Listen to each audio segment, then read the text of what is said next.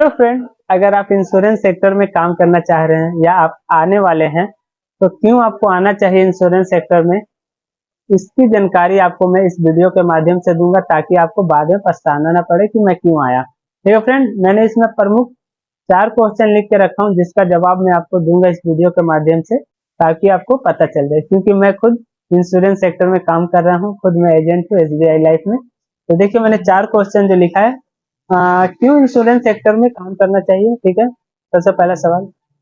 और काम करने के बाद दूसरा क्वेश्चन यही आता है कि कस्टमर कैसे ढूंढेंगे। ठीक है, और तीसरा, उससे भी ज्यादा इम्पोर्टेंट सवाल कि कितने घंटे काम करना पड़ेगा, क्योंकि हम लोग जब भी काम किसी भी क्षेत्र में कोई भी काम करने जाते हैं या हम लोग अपना काम भी चालू करने का प्रयास करते हैं, तो उसमें हम लोग ये देख लेते हैं कि कितना घंटा काम करना पड़ेगा। ठीक है, या हम किसी कंपनी में भी जाते हैं तो कितना घंटा हमको काम करना पड़ेगा तो कितना पैसा मिलेगा।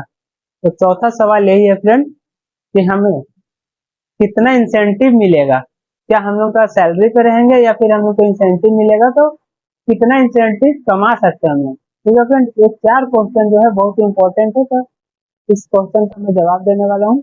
नमस्ते फ्रेंड, मैं हूँ आपका दोस्त सूरज कुमार। स्वागत है आपका मेरे चैनल उद्यमी योजना विद सूरज में। ठीक फ्रेंड, सबसे पहला क्वेश्चन जो है, क्यों इंश्योरेंस सेक्टर में आना चाहिए।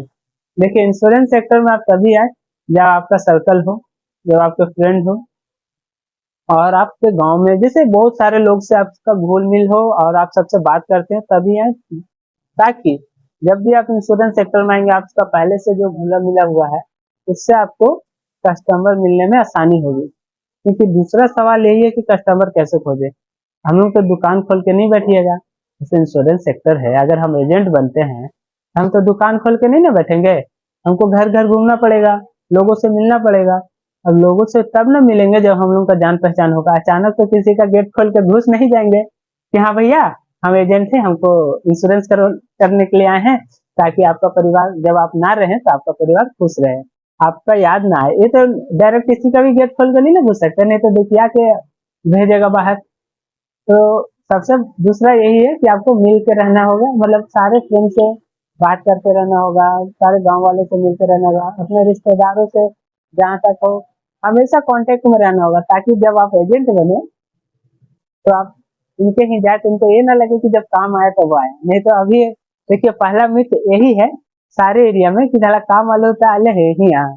जैसे गांव में तो ही बोलते हैं ना, हम लोग भी बोलते हैं कि देखना फोन ऐसे फोन ना कर रहा, जब काम आ गए तो फोन करे लगे, ऐसे हम लोग बोलते हैं। ठीक है, तो हर कोई बोलता है, तो आपको ये ध्यान रखना होगा। और कस्टमर ये भी हो सकता है फ्रेंड, जब आप कस्टमर अपने परिवार में से मिलिएगा, बातचीत कीजिएगा, आपको लगेगा फलना मौसा तो देवे करेंगे इंश्योरेंस, कितना अमीर है, 1 लाख के तो देवे करेंगे, फलना भैया मामा के बेटा बहुत पैसा कमाते हैं तो देवे करेगा।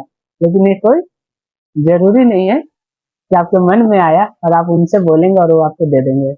क्योंकि इंश्योरेंस सेक्टर जो है फ्रेंड, खास करके फैमिली वाले ही नहीं देते हैं और दूसरे कोई दे देंगे, समझ गया। जिससे आप उम्मीद रखिएगा वो आपको नहीं देंगे।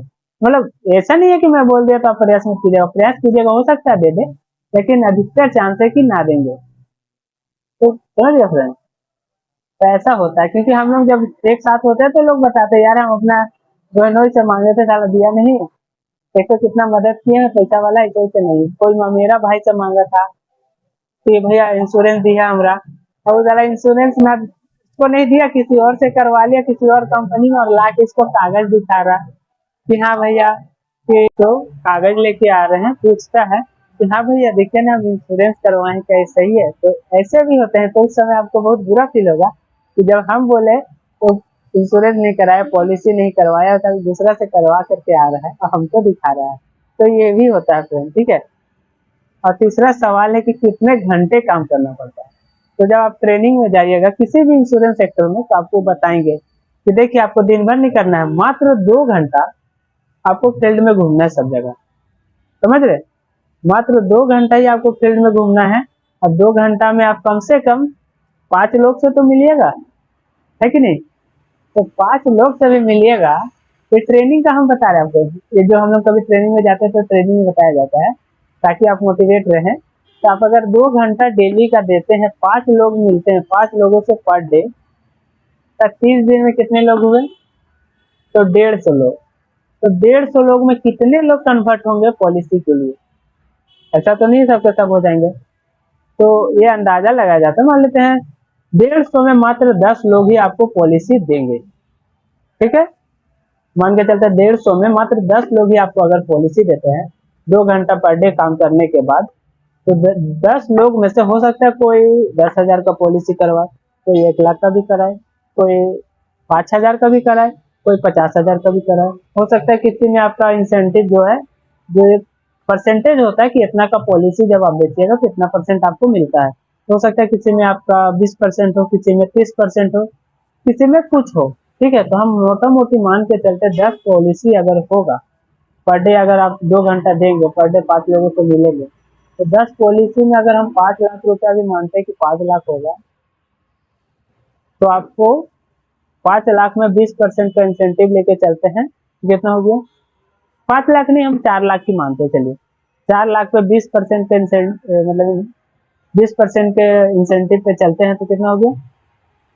80,000 रुपया। 80,000 रुपये आपके अकाउंट में आएगा, और वो 80,000 ही नहीं सिर्फ आएगा 2 घंटा काम करके। वो जब रिन्यूअल, जब अपना प्रीमियम भरेंगे अगले साल, तो उसमें भी 5% आपको पैसा मिलेगा।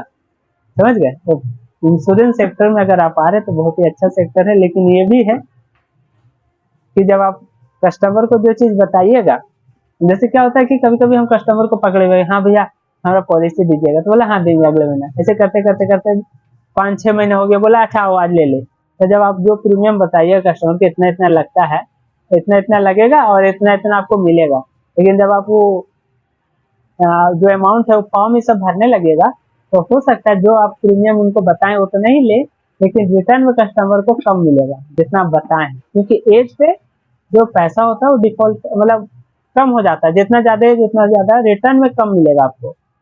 समझ रहे? तो कम मिलेगा, तो उस समय जब आप देखिएगा कि कम मिल रहा है, तो हो सकता है क्योंकि आप 6 महीने से काम किए हुए हैं, अब वो बात को आप छुपा लीजिएगा। क्योंकि ऐसा हुआ था एक बार, हम 50,000 का पर ईयर प्रीमियम काट रहे थे, 10 साल जमा करना था, 1 साल छोड़ना था, तो 12 से लेके 15 साल लगातार उनको 50,000 रिटर्न मिलना था। तो हुआ क्या कि 50,000 का प्रीमियम मतलब कट रहा था जब लॉगिन हो रहा था, जब उनका पॉलिसी हो रहा था, जब फॉर्म भराया तो रिटर्न जो उनका मिल रहा था, हम बोले थे 50,000 रुपये आपको 10 साल भरना, 11वां छोड़ना, 12वां से 50,000 रुपये आपको 15 साल मिलेगा। ठीक है, ये बताए तो उस दिन ही बताए थे, लेकिन जब फॉर्म भरे तो रिटर्न में 33,000 रुपये उनका आ रहा था पर ईयर प्रीमियम।